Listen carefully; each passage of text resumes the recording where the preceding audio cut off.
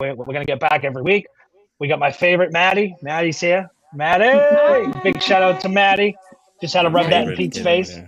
So tonight, we're basically going to be talking about the whole of you, right? Balancing mental and physical health in a world of medication. So we live in a world that taught us to split ourselves in two: the mind in one corner, the body in the other, as if they were strangers instead of lifelong partners.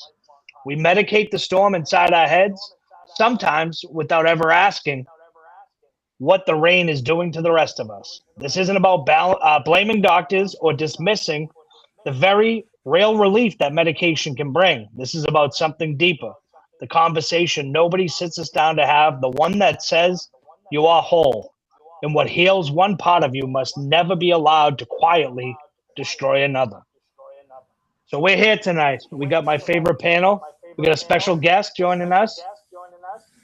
We're going to have our live, right? Our regulars. We got Marin here. We got Pete. We got Maddie, who is the host of The Voice of the Voices. Right. Co-host, as Pete likes to say, but I like to call her the host. And then we got my good friend, Pete's good friend, and hopefully everybody's favorite new friend, Massimo. Massimo's joining us. He's going to be on. He invented the sober method. So we're excited tonight. I'm excited, right? Everybody's here. We're all having fun. So everybody, starting with Marin, over to Pete next. Massimo, Maddie, introduce yourselves and let everybody know what's going on. Absolutely. So I'm Marin Acosta.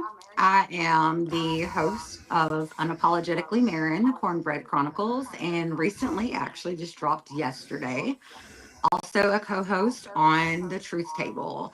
So I kind of just dove into this world, just about 3 or 4 months ago, but I am taking it by storm, and it's really just been changing my life. It's been the most freeing thing I have ever experienced, to be able to have a safe space for people to share their stories, and to be able to, just to be able to listen, and just to allow them to speak and to share. And I'm so glad to be a part of this team too, you guys. And I feel like we're just kind of breaking the stigma together. Right. Well, y'all already know me. I'm Pete from Pete vs. Society, also the host of... Here we go with the sound effects.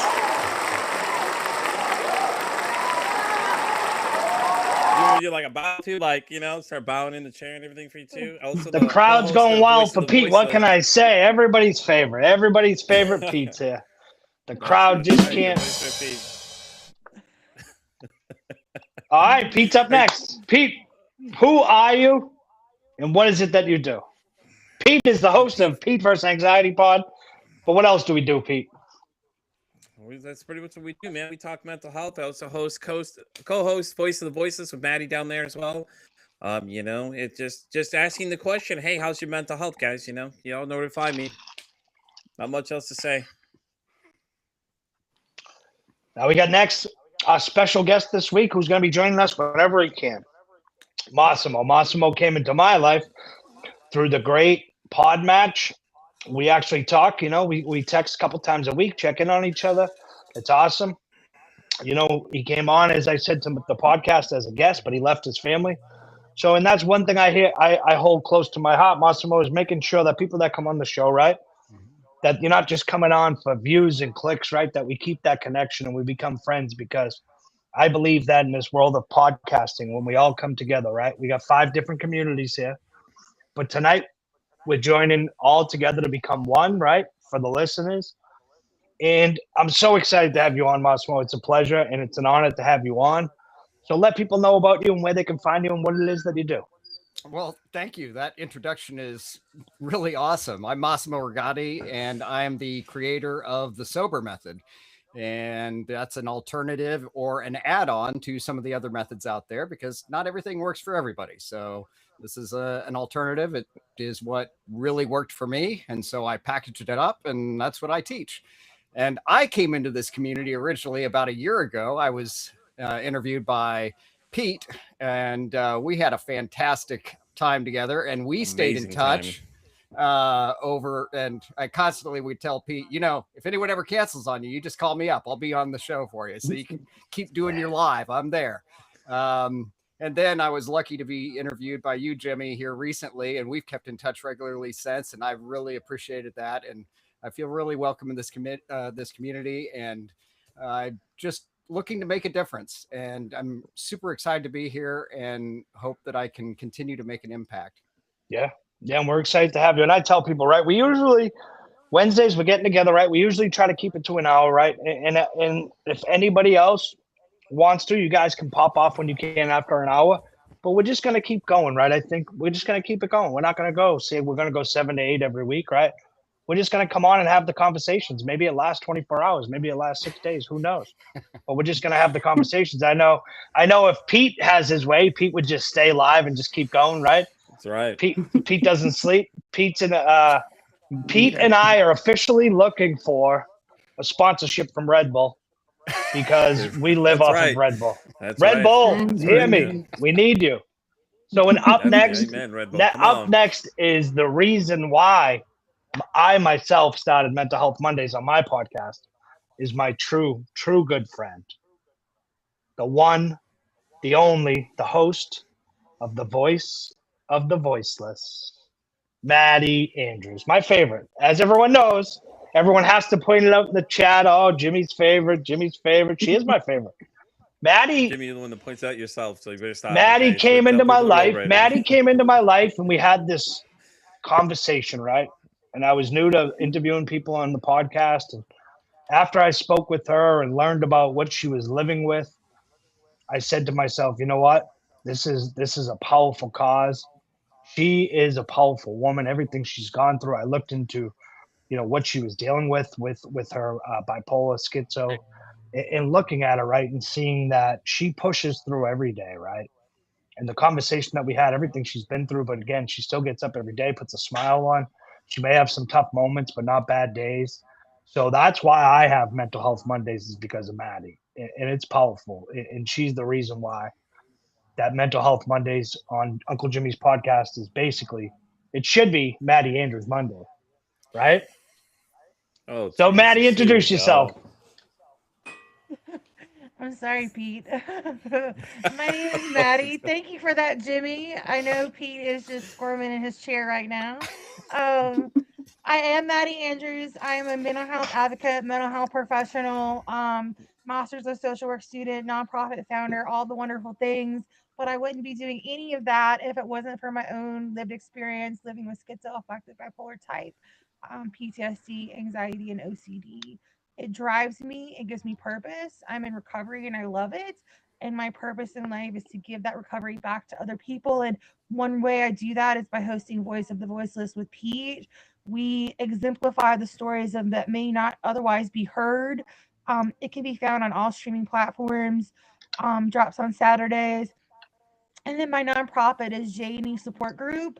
We are an advocacy nonprofit that also offers support groups. We can be found anywhere on the internet. Our website is jesupport.org, and we would love for you to check us out and support what we do. So we're going to get into it now, right? And we're just going to go around the room as we ask these questions and get everyone's take on it. You know, no, it's not the right answer. It's not the wrong answer. It's your answer.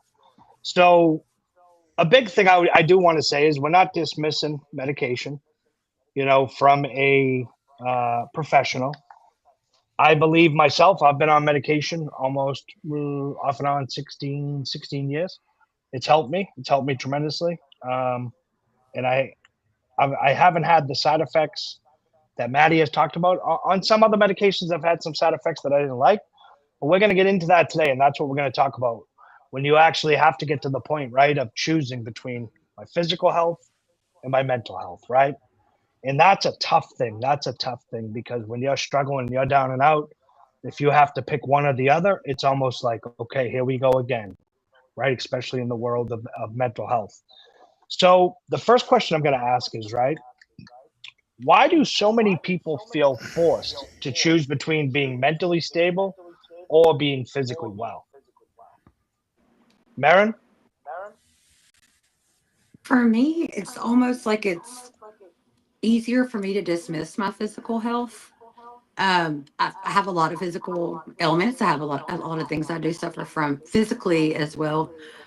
But I can't even, if my mental health is not controlled, and which I am also controlled by medication, have been since I was 13 and 45. If my mental is off, I am off, and I cannot control or contain or live a healthy life within my own head. So I always felt like I had to choose my mental because I can't even begin to think about my physical or think about anything else if I'm not physically capable to mentally. So, and I know I can't. I've been without medication. I've lost my insurance because of I had to medically retire, and so finding out how much medication was without health insurance. I mean, one of my medications is over $1,000 a month, and there's just no way. So I've had to suffer without it a little bit here lately, and it's not been pretty. And I had to figure out how to get right back on because I literally cannot function. I can make myself live through some physical ailment, but it's been really hard for me to make myself continue positively with when my mental health is so far gone. Yeah. Yeah. Pete, what do you think, pal? I'm thinking that, it's funny we live in the greatest country in the world, but we can't afford to we have to make that choice between your mental stability or your physical health, because a lot of the side effects that come with some of these, it's like it's a constant up and down yo-yo battle. If you watch a lot of these medicine commercials, in fact, watch them really closely to see what one follows the other one, because they're like, oh, listen, hey, here's all these side effects we're adding with this one, but hey, look, great, we got this great one coming right next to it that's going to cover all those other things we just said on the last commercial. And it's really alarming that's how it works. So like big pharma, it's got it like, pretty much on lockdown now. And like Marin said, it costs $1,000 for medications. Like, I know I take Ozempic for my diabetes, and let me tell you, that's insane. It's like $1,000. That's like a house payment almost for most people, that you have to put into these things. But then you have to pay all the person. It's like, well, you have to have insurance in this country, but then at the same time, it's so expensive. It's like now you have to decide what you want, and then sometimes your insurance doesn't cover it too. That's the other thing I don't get. Is like to me, it's a little confusing. It's like now you're making me choose between my mental state of mind or my physical health, because either way, I still can't run with either one of them, and it's a balancing act. Like Marin was saying, she's got to balance a little bit, and Maddie's situation's a little different. Hers, she needs these things to keep herself going, and things like that too. To me, it's really crazy. It makes no sense to me. It really doesn't. Yeah. Yeah, and Maddie's thing too, right? And we're gonna get to Maddie, after Massimo. But Maddie's thing too, the crazy thing is the lithium toxicity, right? Is because of a lack of not anything on Maddie's part, but the doctors not monitoring her situation, right? And the problem becomes, how do you put so if you're a doctor and you put someone on the medication and say you have to take this, right? And doesn't tell you continuously, hey, you got to come in, we got to check your levels this week, right? That's the doctor's job to say, hey, this is what's going on. Until, right, Maddie didn't know there was a problem until she ends up in the hospital and she has to learn everything over again because of the lithium toxicity. So, Massimo, what do you think, pal? Well, I'm kind of with Pete on a lot of what he just said, but I'm mixed bipolar, but I have reached a point about 17 months ago where I no longer take any medication. And I've been able to completely keep myself in check with everything else that I'm doing. And that started with a kind of unconventional approach. I tried first to come at it with everything what I do in my stoicism and my centering myself and really coming after it with the deep thinking and the reflection. But then I attacked it from the aspect of you're only as healthy as what you put in your body. So I went to a completely organic and an absolutely 100%. I don't eat any processed foods. That includes any condiments, anything, like literally anything. I make everything that I eat practically, even the sides. I make my own ketchup. Like anything that you can imagine that you buy in the store, I make it. And it sounds like, oh, that would be so much. And when I started the journey, I was like, there's no way I'll be able to do this. But I can tell you right now, that once I reached about 90% of all off non-processed food or off processed foods is the point where I realized I haven't taken my bipolar medication for a week. What's going on? It was like, I didn't need it. And then I was like, then I told my doctor I wasn't taking it. It's like, oh, you've been taking it too long. You can't be doing that. And I'm like, I'm just going to ride it out and see how long I can go without thinking I need it. And so that changed my whole perspective of this, because I had gone my whole life thinking I will never get off. But because being on that medication, at least for me, it always feels, the best way I can describe it is like you just like have a thumb on the top of your head. You know, it's like it keeps you from ever reaching your full potential of what you can think. It confines your thinking, or at least it does for me. And I never really felt like myself. And now I just really feel much more creative and capable of doing more. Like it's not like I'm not being held back by something any longer. So I kind of have a unique perspective on that, because I know most people can't get to that point where they can actually walk away from it. Yeah. Yeah, and I think that's one big thing we can talk about too before we get to Maddie. Maybe the next episode or next time we get together is what we put in our bodies, right? In the mental health, the effects of, you go to the store, you get some beef and it's processed with this and it's added with this and the stuff, right, that you may not think that triggers, that can hurt your mental health with the ingredients, the chemicals, everything they're putting in the food. And I think that's something we can talk about in a later date, because there's so much we can go on with that. So up next, we got my favorite. Hey, Jimmy, really quick though, I did an episode where we talked about the additives in your food. There's a lady named Anna that I interviewed that we were discussing exactly just that. Like the things they put in your food is it's the craziest thing ever, man. Like it's like all this stuff they're putting in, you're cramming it into this stuff, and it's like you don't realize what it has on you.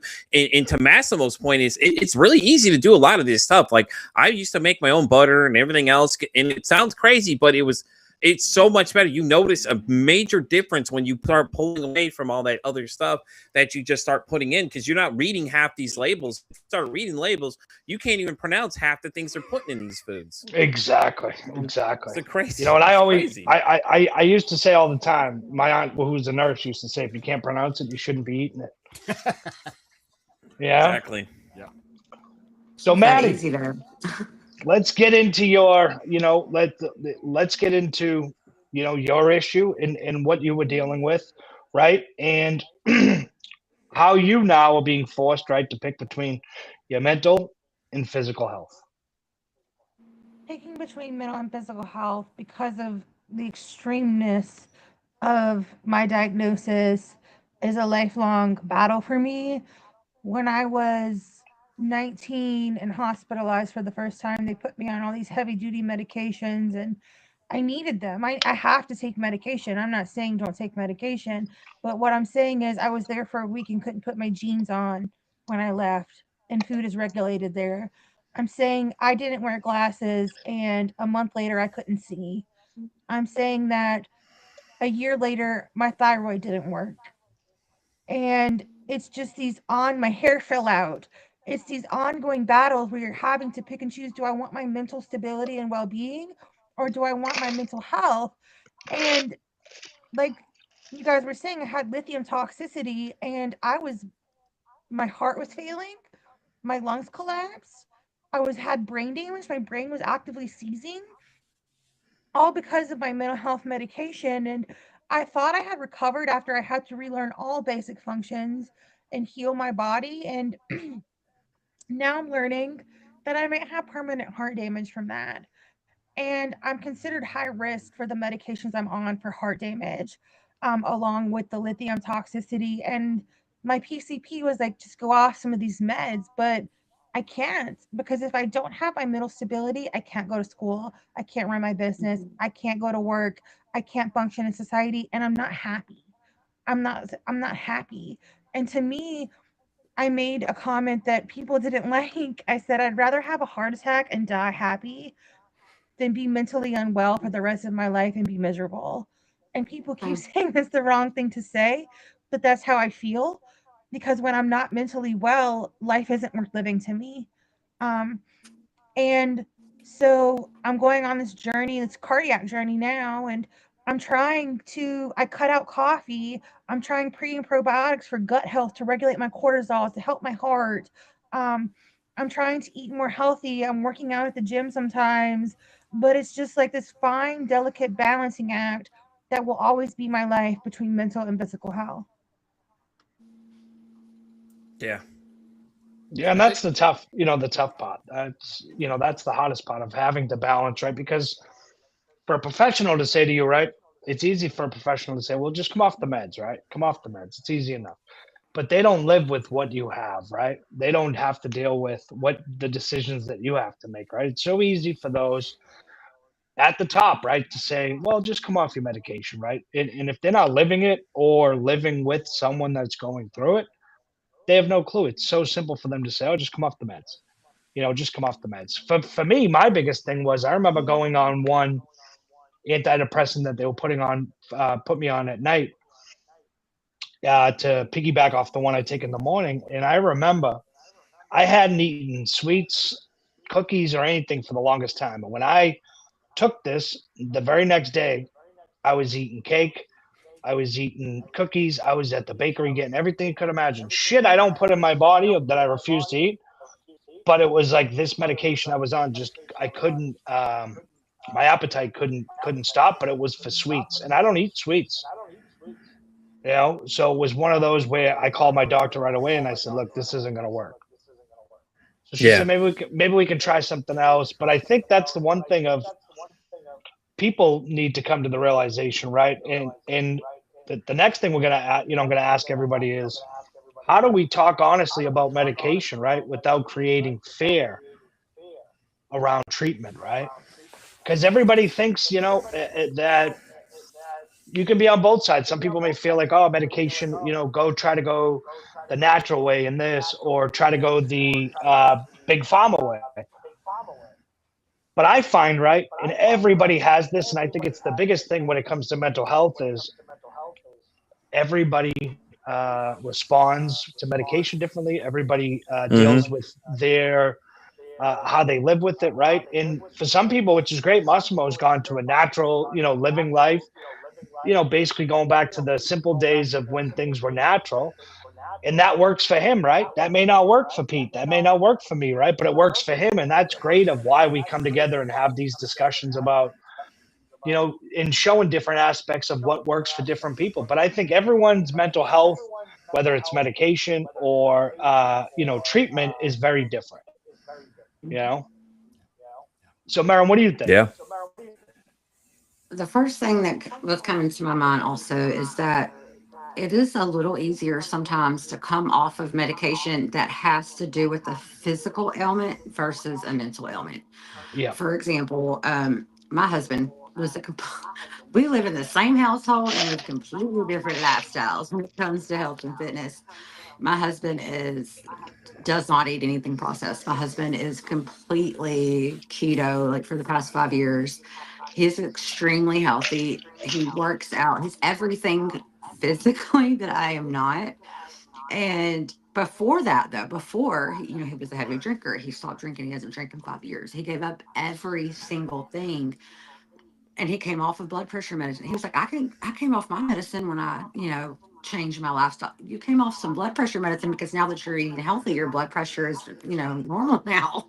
You don't need that blood pressure medicine anymore. But my mental health is not changing, although my weight may be changing, or, things physically may be getting better. My mental health is not changing with that.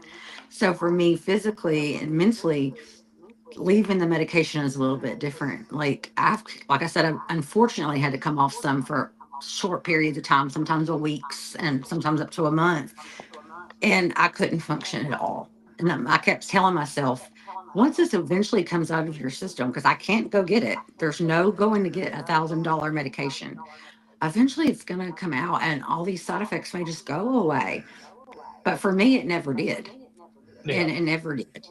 And no matter what I had tried, and it just, if I am not regulated by medication, I am just, I have borderline personality disorder. I'm also, bipolar, and I have ADD and I have PTSD. And it's just these, it's just, I don't know. I've tried, and I just don't. I do therapy as well. I definitely am a total believer in therapy, and I need both. But I haven't found a situation where I can live without mental health Your medication. Yeah. Now, Marin, do you do just talk therapy? Yes. Okay. I haven't tried anything else. Yeah. But talk therapy works for you. Yes. Yeah.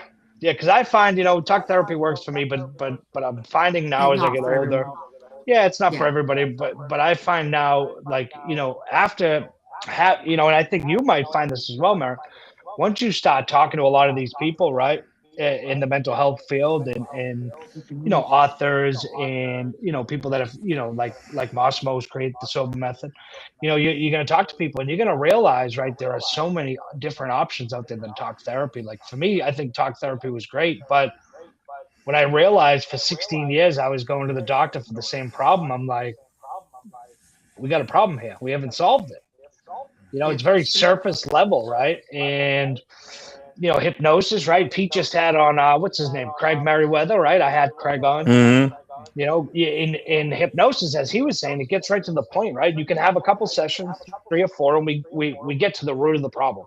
And then once we get to the root of the problem, it's on you to figure it out, right? Of how we get out of that problem. So it's powerful, but I also want to let people know, right? Medication's not always the enemy, but it's not always the full answer either. Right. Yeah. Because it does definitely come with side effects, especially physical side effects. I mean, I gained a lot of weight on certain medications. I had, like she was saying, hair falling out. There's a lot of different things. I've had a lot of, side effects physically on my physical health from medications as well. Nowhere near the level of Maddie's. But I do agree with Maddie personally, with myself, that I would rather die happy in a fulfilled life of a heart attack than to live in my brain unmedicated every day and have to face what I face unmedicated. Yeah, you have to deal with those demons, right? without medication, And Pete, right before we get to you, right, and get your answer, I'm gonna go back to what you were saying about the commercials, right? Those commercials keep getting longer and longer, right? Because then they get into, hey, this may cause, and then I listen, and it's like, you may have a racing heartbeat, tingling arms, you may die of a heart attack, you may shit in your pants, right? It just keeps going. It just like going. Goes down real low too. It's like some things you make experiences. You're hearing voices that aren't there. It's like, wait, when I'm taking an antipsychotic, I shouldn't be having these problems. Exactly. And then sometimes I'm listening, and I'm like, did I really just hear that? What they just said? Like, I don't know if I should be on this medication, right? So that's powerful. So Pete, what do you think about the question, right? How do we talk honestly about medication without creating fear around it? I think you're just gonna have to be honest with yourself that side effects are gonna be there depending on what you take. Like, are there some scary ones? Yeah. Listen to these commercials. I'm telling you, listen to some of the things they're telling you. Oh, voices that aren't supposed to be there. Well, that's great, because this next one will take care of it for you, but add a whole new ladder of symptoms. And it's like, they're just kind of like, you're going to have to pick the bad or the good, because like I was taking anti-anxiety medicines, and I don't remember what it was called, the one they gave me, but it's like, I was reading the side effects, and my ex was like, you don't have to read the side effects. I'm like, yeah, let me read them, because it says, oh, if you have a racing heart, you need to go to the hospital. I'm like, I'm standing here and my heart is going 1,000 miles an hour. And I'm like, yeah, this isn't good. Like, I don't like this feeling that's happening. So I stopped taking it. I was like, yeah, I can't do this. This is too much. It's like someone just gave you an adrenaline shot to the heart and just went, and you just took off, and in me being diabetic as well, I have like 4 different medications I have to take just to try and control my blood sugar, because, like, luckily my numbers aren't high as many people's are, but there's some side effects that you get with them, and I take Ozempic. A lot of people don't like the whole ideas of Ozempic and everything else, and things like that too, but it works for me is what matters at the end of the day. Like, my blood sugar gets too high, I go over 300. I'm vegetable status at that point. I'm incoherently rambling to you. I'm not answering any questions. I'm passing out. Like, these are all things that are a reality that, I get people are scared, but at the same time, you have to understand that you take risks walking down the street every day too, though, Is it a scary conversation? It's always going to be a scary conversation, especially when it comes to like Maddie's situation with her heart. It's like, these medications are there, like been around for a long time. You know, you're going to see side effects. Like, you know, it's not an easy conversation. I don't think you can make it any easier. You just have to be able to understand that these are some side effects you may take. You know, are you ready to take that risk? Really, at the end of the day, because you really, is it beneficial to you? Then I say go for it. If not, these are decisions you're going to have to make. Is it an easy conversation? Heck no. People that do cancer treatments, think about it, they're pumping chemotherapy and they're pumping radiation into their system. The things they go through, they're destroying their whole system to try and destroy this disease that's just eating them alive sometimes. You know, and it's just, you know, everything you do takes risks. Think about it. You walk down the street, you drive your car, all risks you're going to take. I mean, but the conversation just doesn't get easier, unfortunately. You know, I mean, don't obviously don't fear monger it to people because it's just not fair to them. But yet at the same time, just understand that you're taking risk when you're putting a chemical into your body of, you know, in a pill form or whatever you're taking. You know, you're gonna have risks. You know, and those commercials, I'm telling you, just sit there and listen to what they're saying. Like, okay, well, it's great, fixed all these things, but then it adds all these new problems. But okay, it's all right. Never mind. The second commercial coming through will take care of the rest of them for you. Those same things that you just worried about, but add its own layer of things to it. Yeah, and I think, Pete, what you said is what I love, right? And I don't think too many people do this. There you are, right? You get this new medication, you're sitting there and you're reading the pamphlet, right? And sometimes people just, you just rip open the package and take your medication. You don't read the pamphlet, right? So here you are reading it, right? And that's a big thing I think people should do is look at it. Yeah, for sure. Note the side effects, right? And then at night, right, once you start taking a new medication, write down if you're having any side effects. And if you are, right, like Pete said, your heart's racing, because we're going to get to Massimo and then Maddie, but then what I'm going to get into next is what medications can affect physically, right? And we're going to get into that. And we're going to ask everybody while on medication, if you're still on medication, what was one of the biggest changes that you've had? So, Massimo, what do you think, about the question of fear-mongering when it comes to medication, and how do we do it safely and talk to people about it? Well, I think one of the biggest challenges is there's a lot of dishonesty that comes not only from big pharma, but I think even from the doctors. And there's a lot of backroom dealings that so many people are not aware of in the handshakes that go on behind the scenes. The doctors are compensated for moving X number of pills of this manufacturer. And it doesn't matter what the mix of that pills is, as long as that manufacturer of pills gets this much, then they get a kickback. Those deals exist. And I think that what that does is it leads to a level of dishonesty in sometimes maybe overdiagnosis, but also, it can cause those things, but it probably won't for you, and so they downplay all of these things. And I think what Pete talked about and you just reiterated is it's so important to understand it. One of my early jobs, one of my first jobs actually, was working at a pharmacy, and I ended up becoming a pharmacy assistant. And so I saw this firsthand when I was younger, and people asking questions about drug interactions.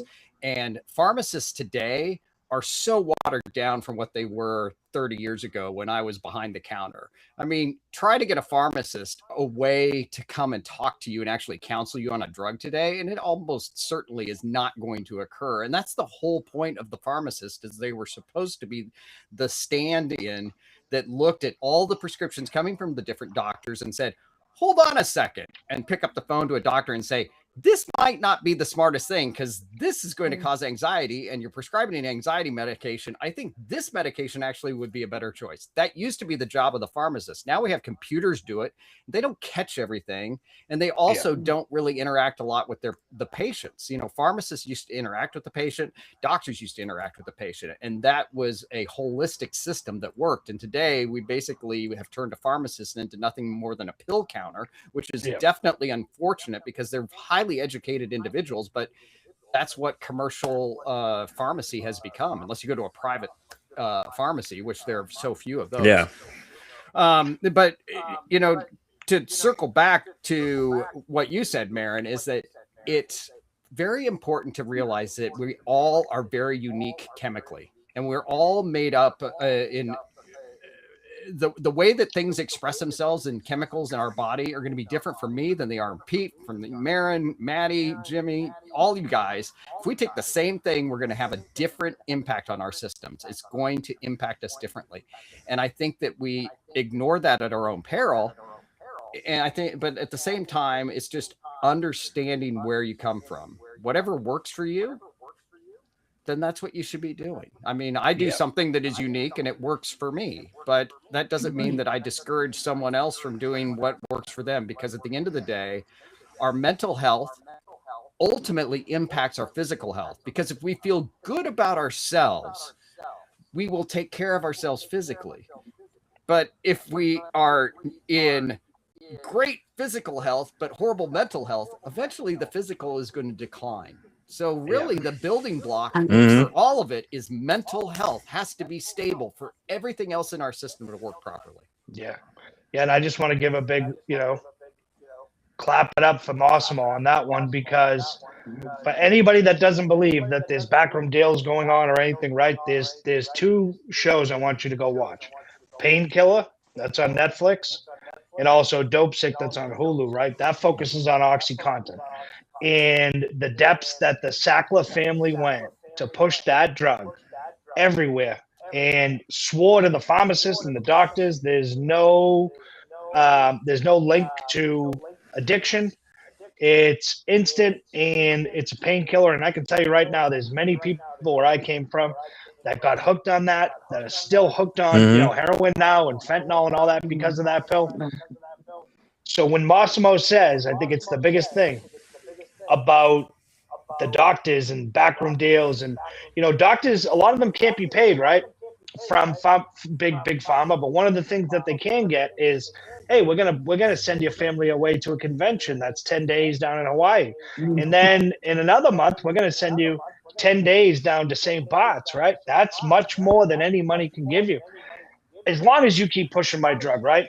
And the big thing I have now with medication is, it's been so much now, it's like they want you to double stack or triple stack. Well, you got to take this for your anxiety.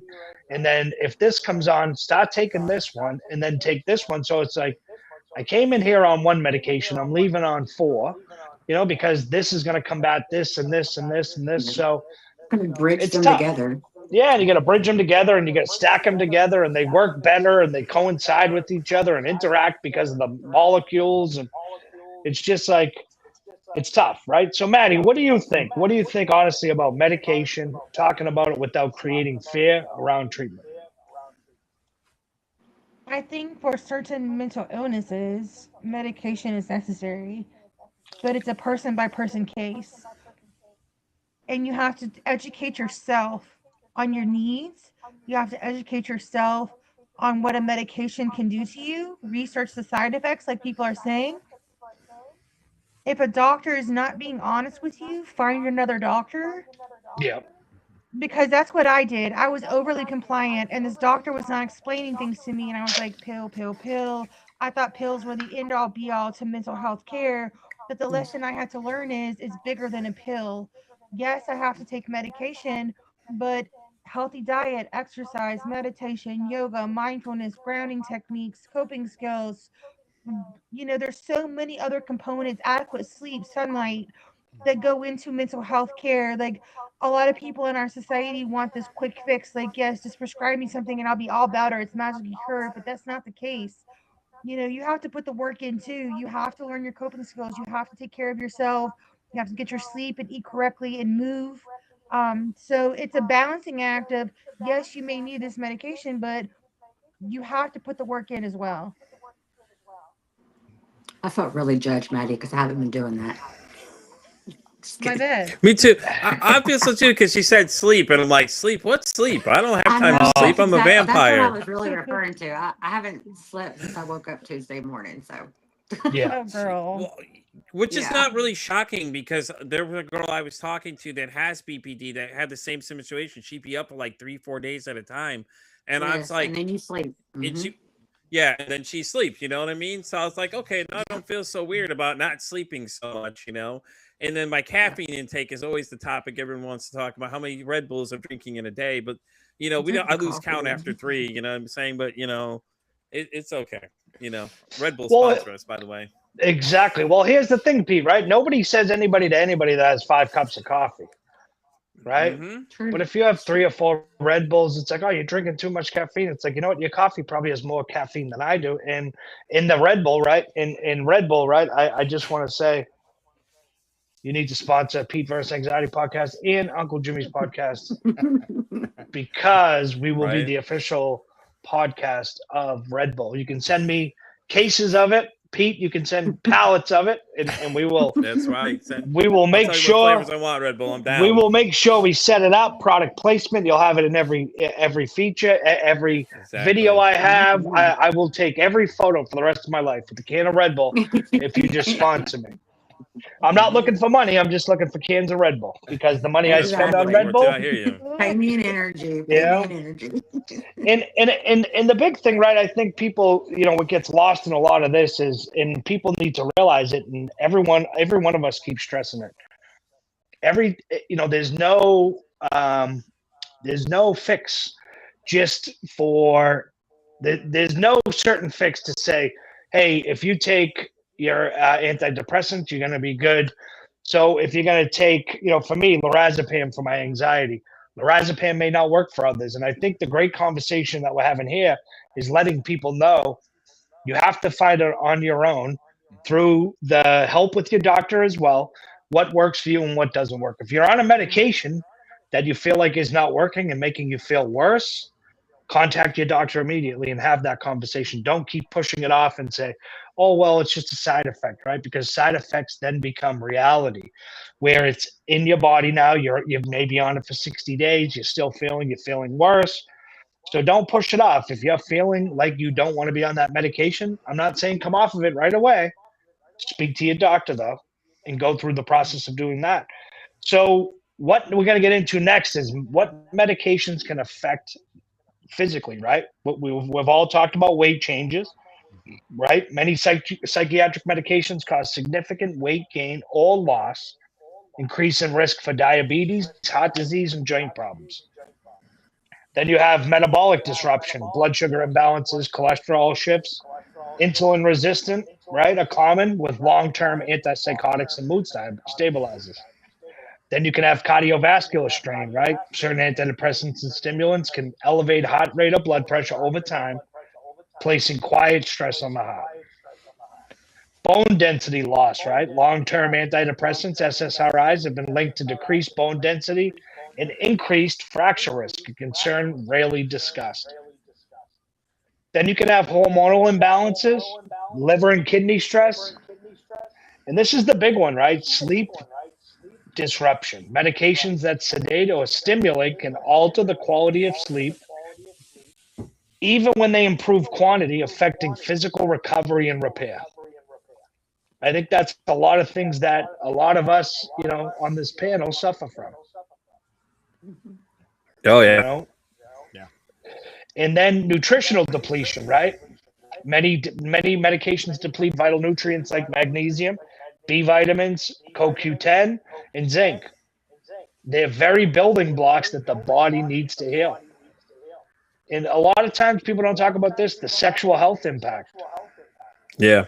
Libido function, hormone production, right, are frequently affected, often silently and rarely addressed in follow-up appointments because what man wants to talk about when his doesn't work. You know? And then last one is movement disorders. Yes. Long-term use of certain antipsychotics can cause involuntary movements, muscle stiffness, and neurological changes that affect quality of life. So those are the ones we just went through, right? You know, that I looked up, and that can affect how medications can affect you physically.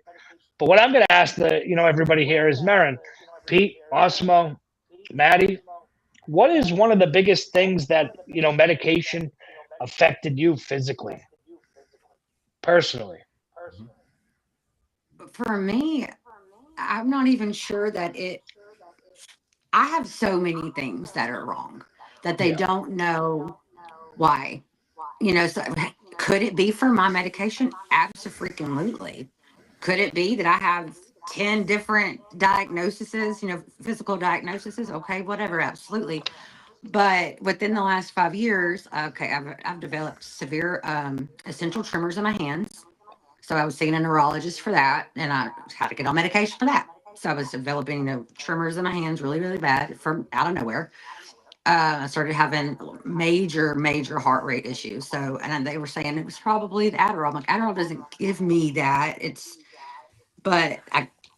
So then they've had to prescribe something else for the heart rate on top of that. So my medications I keep getting side effects that they keep saying are not from the medication. But the bone density thing, that's a big thing with me too. I have really, really severe, arthritis and some muscle density issues.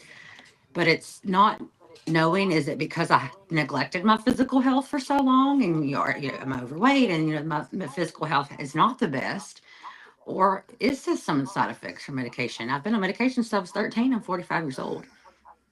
I'm just honestly not sure, but I do suffer from a lot physically. A lot more physical ailments than mental, although my mental are more disrupting to my life personally for me. But I just suffer from a lot. And as you were reading off the list, even though it's just a list you're reading off of, I was like, I wonder if that's for my medicine. I wonder if that could be for my medicine.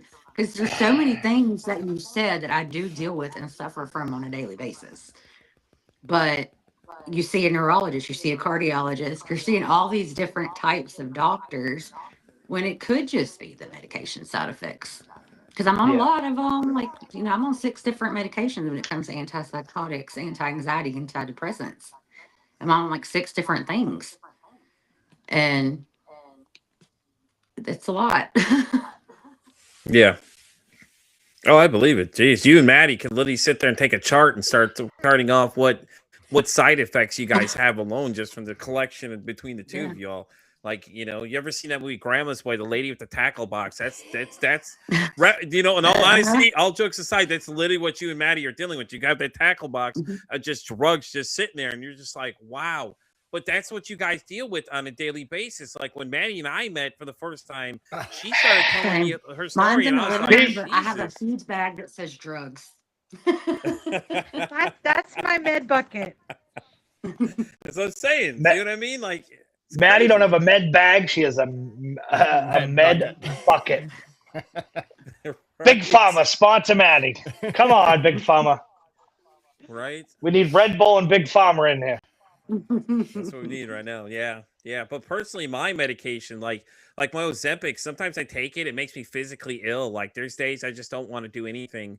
And it's weird though, because it's is this supposed to help you? And you're injecting yourself with this chemical, and it's all of a sudden I'll just feel completely like I'll have no interest in doing anything. I just don't feel good at all, overall.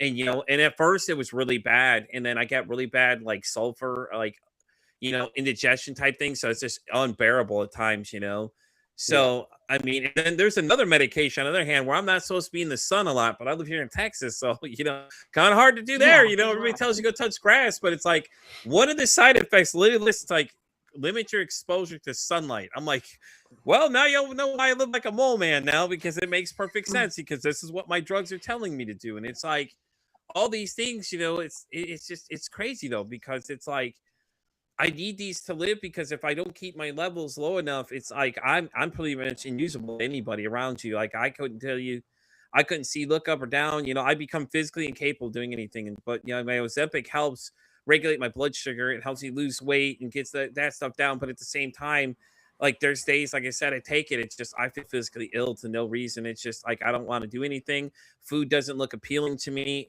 It affected my appetite. So it kind of messes with that too, because I'll be hungry and I'll eat something, and then it's I lose interest in food instantly. I'm like, yeah, I'm good. And it's weird because I'd explain that to people. I'm like, listen, if I start eating and I stop all of a sudden, it isn't because you're a terrible cook. It's because this new medication I'm on, it's just it starts screwing with you.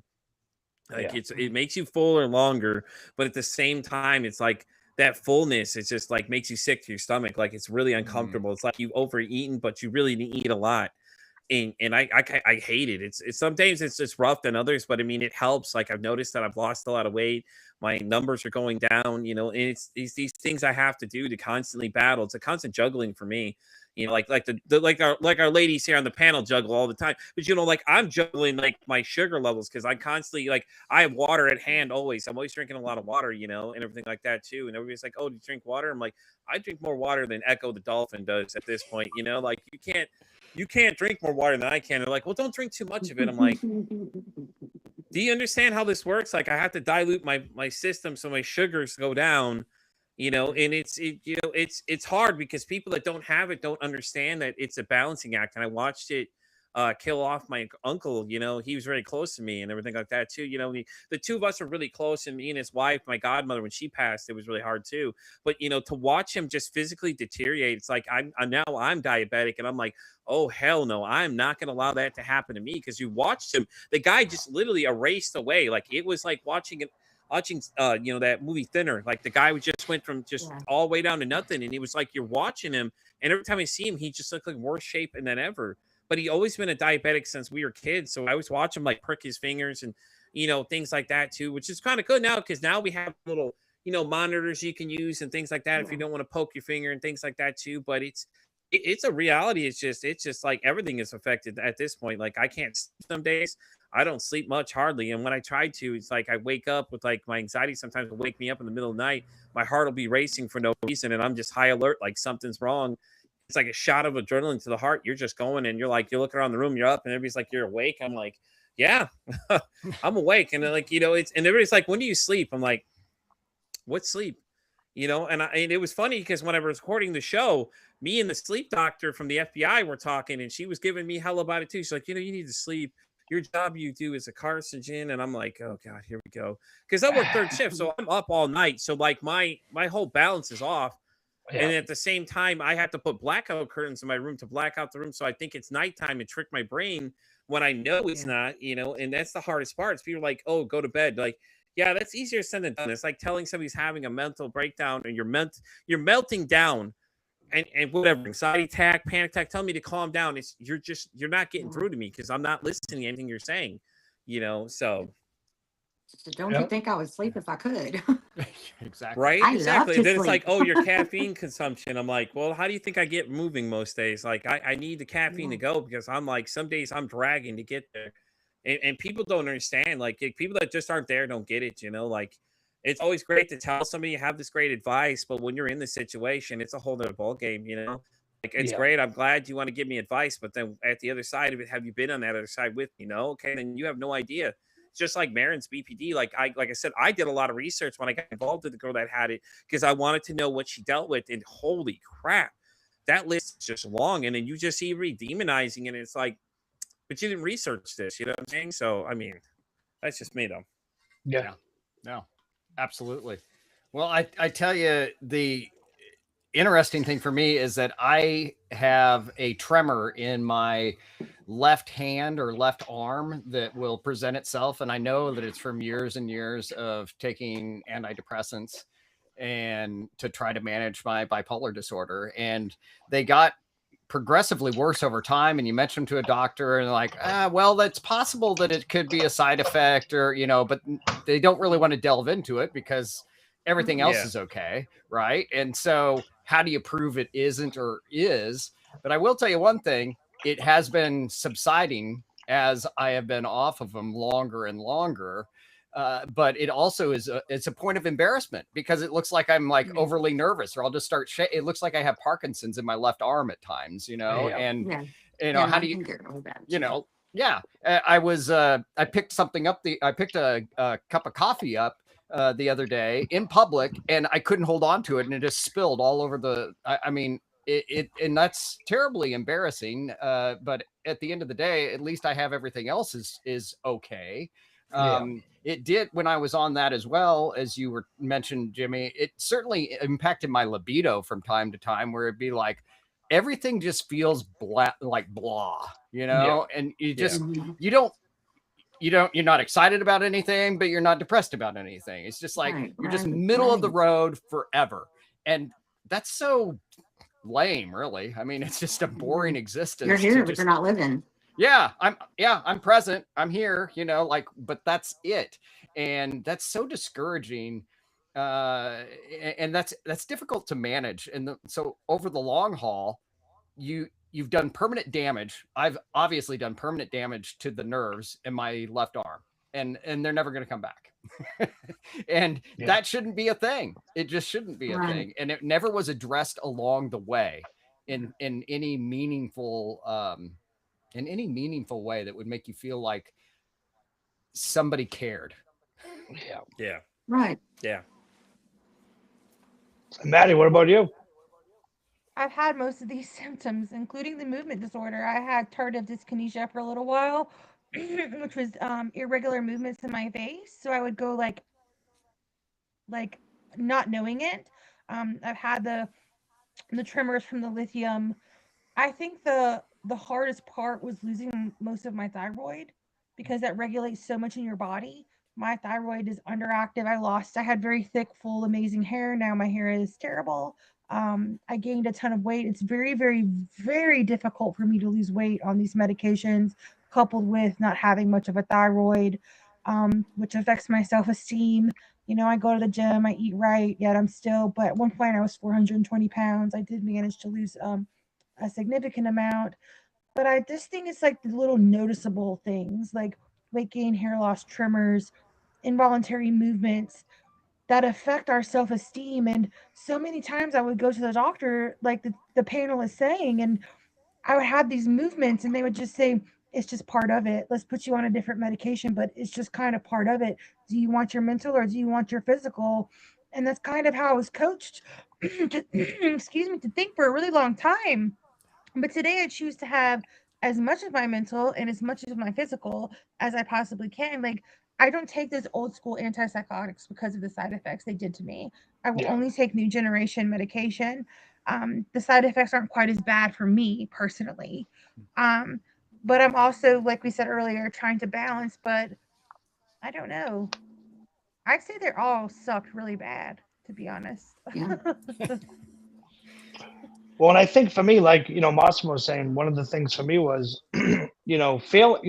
sometime when I started taking this antidepressant, and I can't think of the name of it, but, some days before I started taking the medication, I would wake up, some days I'd be happy. I'd wake up some days I'd be, in a bad mood, or I'd know it was going to be a crappy day. And I started taking this medication. I just woke up like a zombie. No feelings, no care of what's going around me, right? Even to the point of no care of if I even hopped in the shower, if I even showered before I went out, right? Or if I even brushed my teeth, or I just didn't care, because it was like I was a robot where I took this meds and I was on it for probably 16 months, 18 months. So I got to the point where I think Massimo, almost to the effect of yours, where I stopped taking it for like a week or two, 7 to 10 days, and because I forgot. And I was like, oh shit, I woke up in a great mood today. Like, and I started feeling, my feelings, and started, being able to be like, hey, it's a great day today. And, oh shit, it's raining out, but that's not going to ruin my day. And back to my mental health of almost taking it back because I forgot to take my meds. Yeah.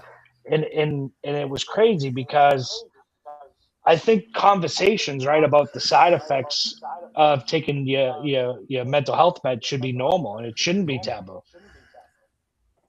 Because we and that's the great thing about, the communities that we have, because we're talking about this, and so many people, right, when it comes, Pete does mental health. We all do mental health podcasts and talk about it because we find it near and dear to our hearts.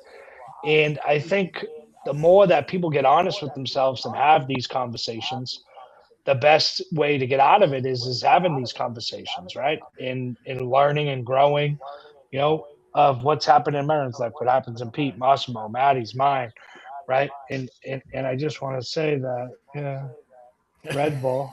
There it is. I don't have my Red Bull with me. Sorry, sorry, Red Bull, you didn't supply me enough. Red Bull gives me wings. That's all I want to say. So I got another one, right? So this is a little bit about meds and also about mental health in general. So how do we help people, right, feel heard when they say, I don't feel like myself anymore? And this is a deep one. This is a tough one, I think. Okay, so how do you make them feel heard? First So of yeah, all, how do we help people feel heard when they say, I don't feel like myself anymore? Because I think we could all have stories, probably all of us on this panel, about how many times we've said that to somebody and they've said, oh, suck it up. You'll be okay. Let's go grab lunch, avoiding the conversation, right? So how do we make Right. people feel heard when they say that? First of all, hear them. Listen. Yeah. If someone has made it a point to have a conversation with you that starts with, I'm just not feeling myself. If they have made that step to bring that up, so hear them, listen. They might not need your advice, but they definitely need you to listen. They want to be heard. Let them speak. You don't have to, you don't have to even don't give them your opinions. Don't give them your advice. We're not, professional. Just listen and be active listening, and then, help direct them to where they can go to find the help that they need or that they seek. Just tell, just be there for people. Just listen to their story, which is what we do, which is what we run podcasts for. Exactly. Just allow people a platform where they can openly discuss things like mental health, things that are sensitive and things that are just near and dear, to them. Just allow them to be heard. Give them a voice for the voiceless, Maddie. Yeah, exactly. Be that person. Well, and that's the biggest thing you said, Marin, is being open, right? And letting others be open, because oftentimes, right? I say it all the time. People wake up in the morning, the first thing they do is put that mask on. That fake person that they are, right? And when I was able to take that off, right, my mask, and look at myself in the mirror and become my true authentic self, I lost a lot of people along the way. Oh yeah. Yeah. And I tell people this nowadays: you want to be in my life? That's great, right? But I am only giving energy where energy is given to me. If you give me zero energy, you're getting zero energy back. Life's too short for me to waste energy, right? And for those that don't want to be in my life, good for you. It used to bother me, right? Because I always wanted that approval. The approval from everybody, right? I always wanted to make everybody happy. I always wanted to take care of everybody. I always wanted their approval. But when I became my true authentic self, I said, the only approval I need is the approval for myself. Mm-hmm. Right. And that becomes powerful when you can look at, and I never looked at, and Maddie, when you sent me this, about the topic we were going to talk about, I never thought to myself the balance between mental health and physical and the choices we have to make. But I'm also learning, for me, the balance between physical and mental health. It goes hand in hand, because for me, for the longest time, I never had my physical health in check. And my mental health wasn't in check either. And then when I started getting my mental health in check and my house in order with my mental health, then I started focusing on my physical health, and they both collided. And I said, hey, they go hand in hand. Without physical, there's no mental. Without my mental, and I got to take care of both, because for the longest time I neglected both. My physical and mental. Because when it comes, we can probably all say this on the panel, when it comes to medication, right? Everybody thinks you're cured because you're taking that medication, that pill, right? That's just the first step. The next step comes the work that you are going to do. Mm-hmm. Yeah. A pill does not do the work. A pill is just like a little boost. Like, you ever play Mario when you were little and you jumped up and got the coins, right? That's like taking the meds. You gotta get the coin, but then you gotta do the work. You gotta go save the princess in the end and jump up the flagpole to get the extra lives, right? So those are the things that you have to do, but the work has to be done. It's just like life in general. Your life is not going to get better until you start doing the work on yourself, not everybody else. Your life will look better if you start doing the work on yourself. Then you can be a better person for yourself and for others, right? And then you start seeing that community start building, like the community we're building here. I've met all you guys on different forms and platforms, but here we are all together, right? sitting around like the old times, like around the kitchen table, having the conversation that we need to have, Right. that people neglect to have, you know, and that's what I love about the communities that we're building. You know, Massimo's into the podcasting world now. Pete's been there for, you know, generations. Pete's got like 60 years of podcasting. in 3 years, you know, Pete got 60 years crammed into 3 years. And, you know, Marin's freshly new like me and Maddie as well. But, you know, I find it often that for me, my podcast has been more therapeutic than talking about that on talk therapy. You know, yeah. And 100%. You know, and it's just eye-opening because I'm just sitting here talking to people that have been through a lot of the similar things I've been in life. And the one thing I've learned is not comparing my life to theirs or my trauma to theirs. Because once we start doing that, that's when everything gets lost. You know, I had Yvette Murray on who said to me, we need to stop saying, let's walk a day in my shoes, right? What she says is, walk alongside me in this journey, right? And that's powerful. Grab my hand, walk alongside me. And that's what we need to do, right? And that's what we're doing tonight. We're grabbing each other's hands and we're walking alongside each other in this conversation. And so, Pete, what do you think about that question? Okay, so let's think about this. What's the hardest part of a conversation? Now, I know everybody here is thinking instantly, wait, what do you mean? Think about it. We don't listen to the other person. We, just like Marin said, everybody wants to be the hero. We always have that hero complex. We always want to save them instead of just listening to when someone comes to you and says, hey, listen, I'm not feeling good today. The first question out your mouth should be, it's like, okay, so what's wrong? Get them talking. Suicide, whatever you want to put in that topic there, it could be the same thing. Is you got to get them talking, make them feel heard because they're coming to you to talk to you about these things, and they want you to know, like, hey, listen, I'm not okay. Your next question should always be, well, what's wrong? And see if you can go from there, you know, because that's the biggest problem in most conversations, that when we get into it, people don't listen. And that's why, you know, after like X amount I've done so far interviews, that's the one thing that constantly comes up. Oh, Pete listens to me. Because listen, it's easy to say, give you 10,000 different reasons to do things. I can sit here, stand in a soapbox, but the hardest part is to listen to some of these conversations. Literally the hardest part is because you're listening to these people tell you their stories, and some of them are just like, wow. Like there's season 3 alone, we proved that one with the first episode with that girl. What she was telling us, she's like, I went downstairs, drank bleach, cut my wrist, and you're just like this sequence of events. You're just like, wait, what the hell's going on here? You know, and let me tell you, for the first time ever, I was rendered speechless for a little bit because I was like, hold on, wait a minute. She didn't just say that sequence of events, and it's like, it's the same thing when it comes to grief, though. It's like most times people don't want you to say anything; they just want you to be present.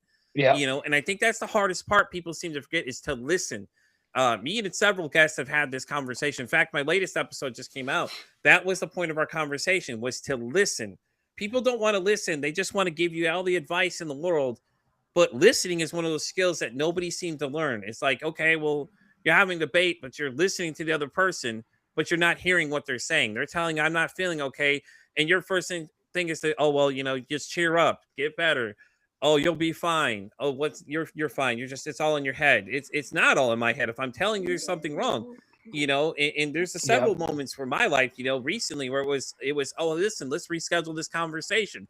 Yeah, that doesn't work like that, unfortunately. When I'm telling you things and I'm on that edge and I'm telling, I think you need to understand this conversation is going to come, and it may not be the most comfortable conversation, but don't ever tell somebody that you can't listen, or say, I'll be there. And then you don't listen to them when they're talking to you. Cause I think that's the biggest one that's a problem too. It's like, we had a situation where a girl came on and she was like, yeah, someone told me, you know, hey, reach out to me something. So I did. Guy completely blew her off. I'm like, don't say this, because like, we're going to come to you and say, hey, listen, I got to talk to you about something very uncomfortable. And then tell me, well, I don't have time to listen. Don't offer. Right. Don't answer the phone. Say you're busy. Something. Don't pick up the phone if you're not ready to have that conversation, depending on what it is. I understand some of these conversations are not easy for you to have. I get it. Trust me, I've been there. I've had a lot of conversations where things have gone south really quick. But at the end of the day, just listen. It's really not that hard, you know. And I think that's the biggest biggest weakness in a conversation with people is that they always want to listen, but then they listen and want to attack. Like, think of like couples. That's why a lot of problems come, because it's a constant, we want to attack each other instead of listening to what the other person's saying. Hey, listen, they're telling you something. They're not trying to attack you. They're just trying to state their point of view. And instead of you listening to their point of vieyou, it's instantly, you got to shut it down and be like, oh no, you can't do that. Or the hero complex comes back and you want to suggest 10,000 things.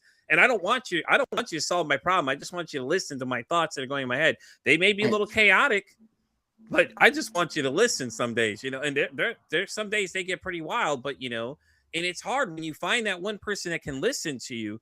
It makes a big difference, because then you can unload all these thoughts out of your head, especially with me, anxiety. It's like I talk to myself sometimes and people think I'm having a self-conversation. No, I'm talking to myself because I'm telling myself what these stupid ideas I'm coming up with that are reinventing in my brain, because I'm playing telephone in my own head at all times. Anything you tell me goes in and it goes through a whole cycle of the system and it comes back out something else. So, a lot of times I use techniques like that, or write things down, or I'll do what I call downloading my brain. I'll just literally send people a random message of just thoughts going through my head. And it could be complete gibberish. And they're just like, oh, okay. And they're like, all right, I'm good. And then you're good to go right afterwards, But listen is the key conversational piece. Yep. And I think that's huge, Pete, because I've found, right, that if you do go to somebody and you want to have that conversation and they're not able to listen, right? And I'm not saying this to anybody to deter them from talking to somebody, but if somebody can't listen, they're not ready to hear the conversation, right? They're not ready. And unfortunately, you may have to find someone else, because those people are only going to drive you deeper into that depression, deeper into that anxiety, because they're not ready, right? And they may not have the bandwidth to be able to have that conversation, and that's okay.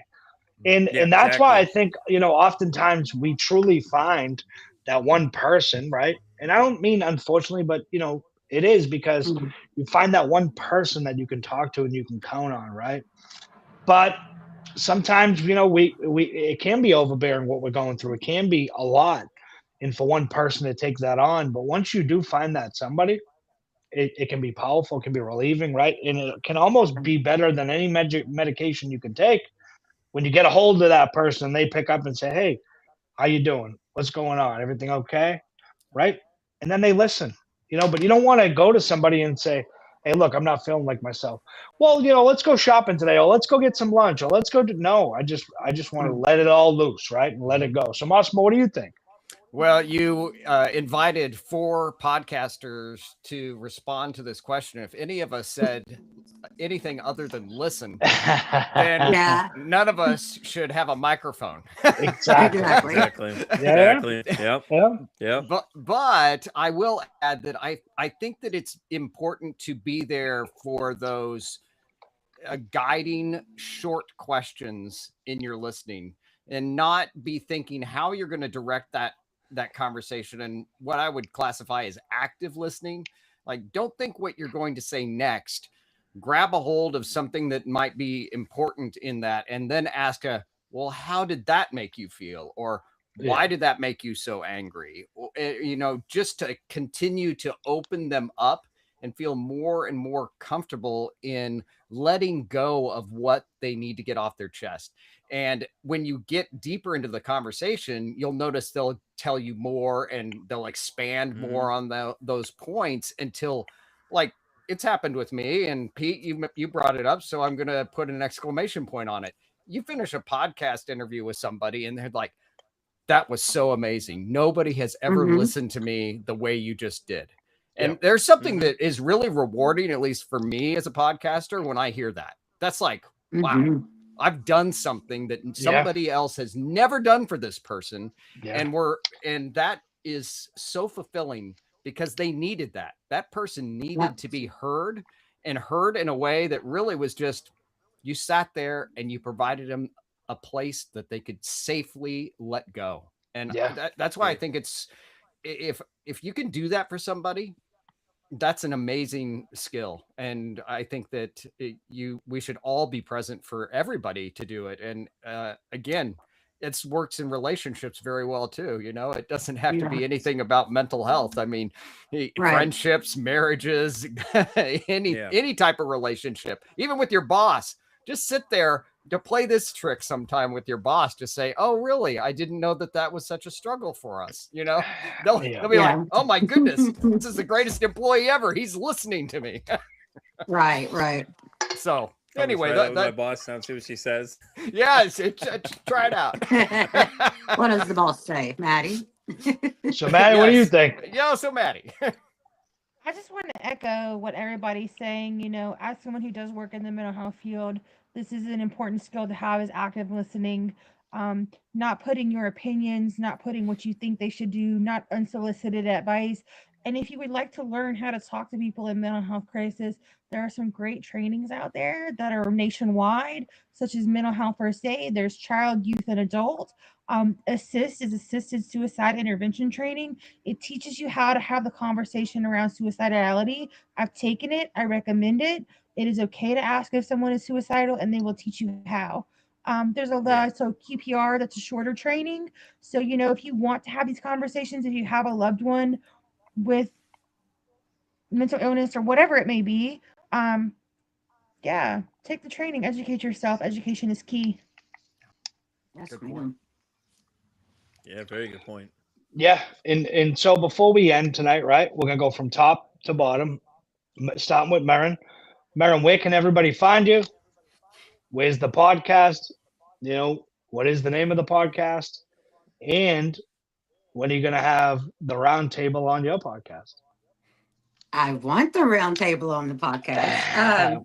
Well, as of now, there are 2 podcasts. I have Unapologetically Marin, the Cornbread Chronicles, which can be found on YouTube and Spotify and Apple. And I'll be getting everything else soon. I had to update my Riverside app for a different feed. Now we'll be going to all the other platforms too.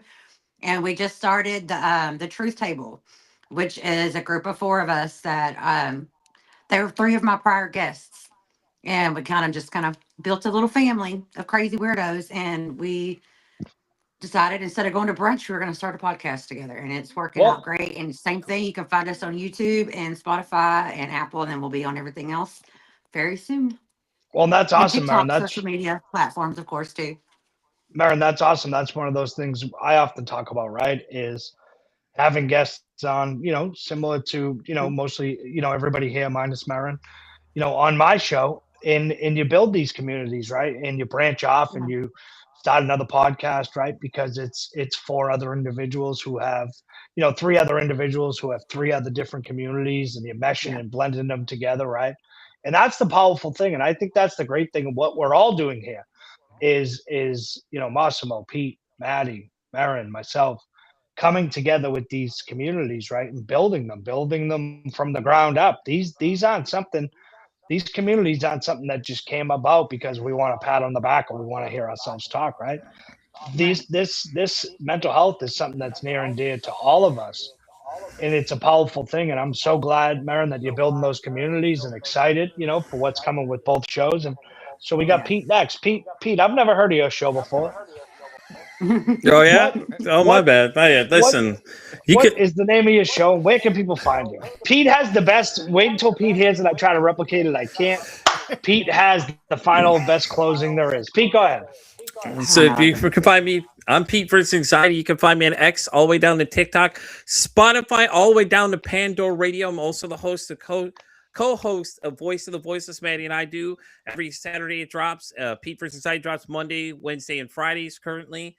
We just wrapped season 3, so if you guys want to start listening, you're going to hear it all the way into June. Then I'm going to take a break with season 4 returning coming July, so be ready. I've already started recording for that as well. You know, you can find me at PeteVersatilliPodcast.com. I'm pretty much everywhere you find your podcast at this point. You know, and then this guy Jimmy down here, just don't listen to him. He's okay. You know, he's all right. Season 4 of Pete vs. Anxiety Pod is going to be brought to you by Red Bull. Red Bull. That's what I'm saying. Red Bull gives you wings. Once I pop out with Red Bull, that's it, though. But listen, by the way, guys, go check out my partner, PsychPal. I'm going to get Jimmy all the links, everything. If you guys want to check them out, I'll give Jimmy the link to put in the description of this episode. Really great app. It's a great tool. It's really it's more of an assistance thing for, you know, when you can't and you need somebody like 2 a.m. and it basically what it does, it learns you. It's AI done right. It's really cool. It has a little couple of features, like it can give you notes to your therapist, things like that. If you guys like what you see, there's a promo code. Use Pete at checkout for 20% off. Because I'm such a nice guy, and I argued for you. I got you 20% off, and I'll get Jimmy all the notes and everything like that too. Massimo? Yeah, so you guys can find me, the Sober Method podcast, on all the platforms. Anywhere you want to listen to your podcast, I'm sure you'll find me there.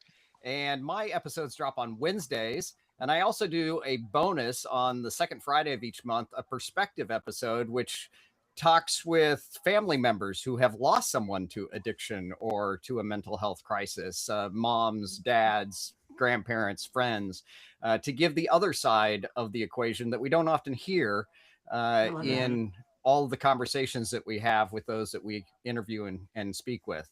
So that's powerful. Yeah. So that's awesome.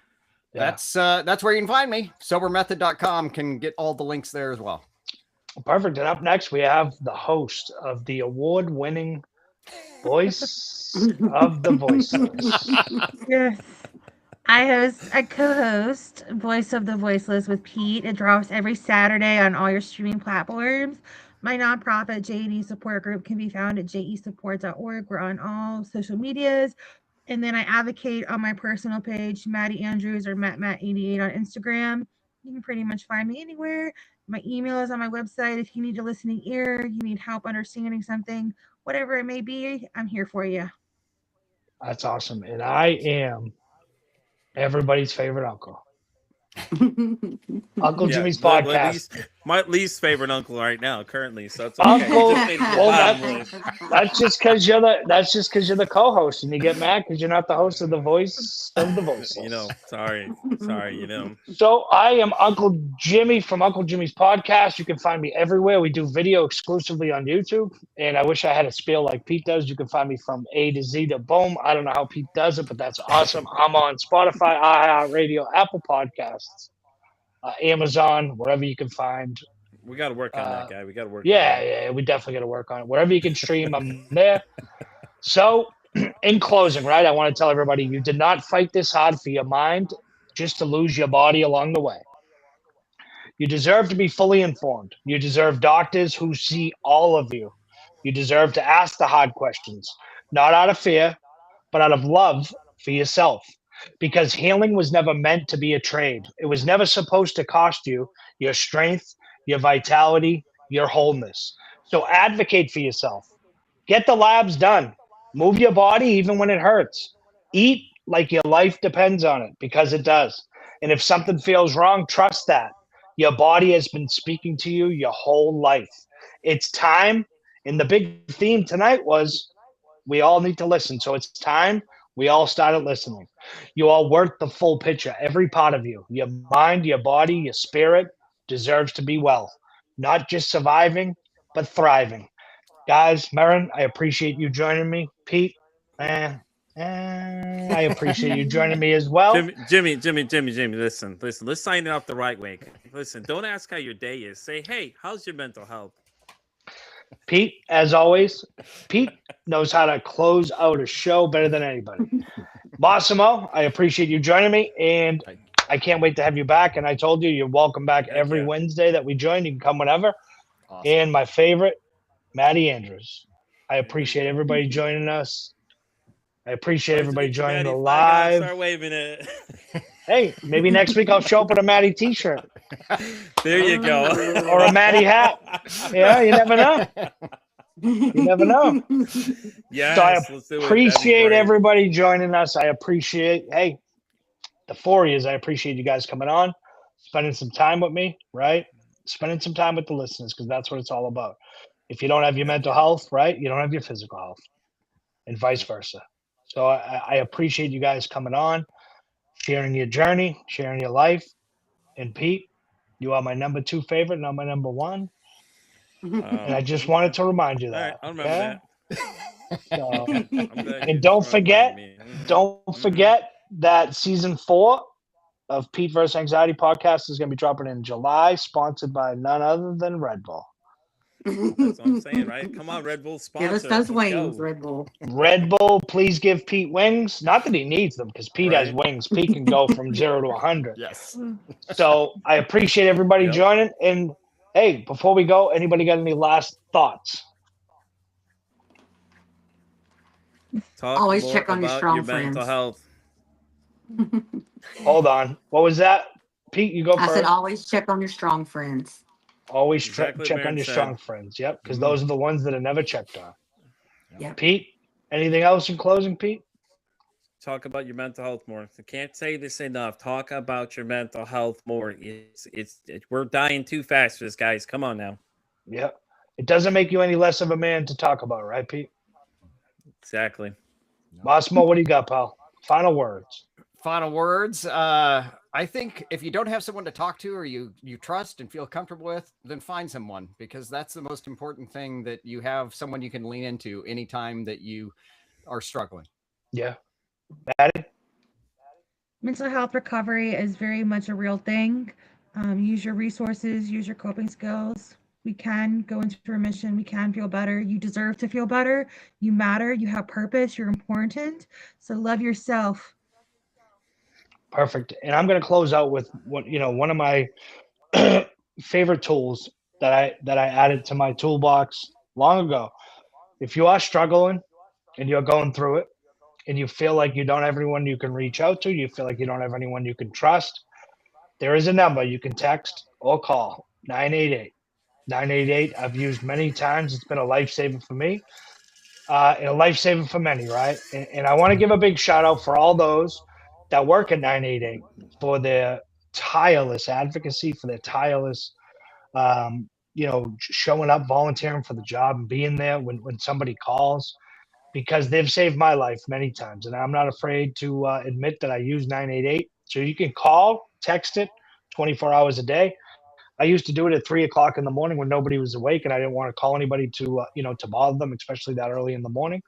But again, like Massimo said, if you do have that special person you can reach out to and you have that connection, reach out to them. But if not, 988 is a great tool. You can text it, you can call it 24/7, 365. Big shout out to everybody for joining us. Go check out Maren, go check out Pete, go check out Massimo, and definitely go check out my favorite, Maddie Andrews. Everybody, this is Uncle Jimmy signing off. Peace and love. Peace and love. Uncle Jimmy out.